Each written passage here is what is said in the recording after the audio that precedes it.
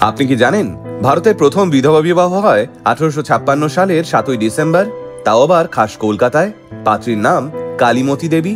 কালীমতি দেবীর বিয়ে হয়েছিল অনেক কম বয়সে। বিয়ের কিছুদিনের মধ্যেই তার স্বামীর মৃত্যু হয় এবং বিধবা হন কালীমতি দেবী। রাজা রামমোহন রায়ের উদ্যোগে ততদিনে সতীদাহ প্রথা আইন করে বন্ধ করে দেওয়া হয়েছিল।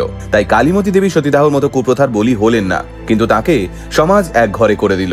এই সময় ঈশ্বরচন্দ্র বন্দ্যোপাধ্যায় সমাজের বিরুদ্ধে গিয়ে শুরু করলেন বিধবা বিবাহ। প্রথম দিকে কেউ মানতে রাজি ছিলেন না, কিন্তু পরের দিকে ইংরেজ সরকারের কঠোর হস্তক্ষেপে শেষমেশ 1856 সালে উইডো রিম্যারেজ অ্যাক্টের প্রচলন হয়। ঈশ্বরচন্দ্র বিদ্যাসাগর মহাশয় স্বয়ং দাঁড়িয়ে থেকে এই বিয়ে দিয়েছিলেন। পাত্রের নাম শিবচন্দ্র বিদ্যারত্ন। তিনি সমাজের একজন গণ্যমান্য ব্যক্তি ছিলেন।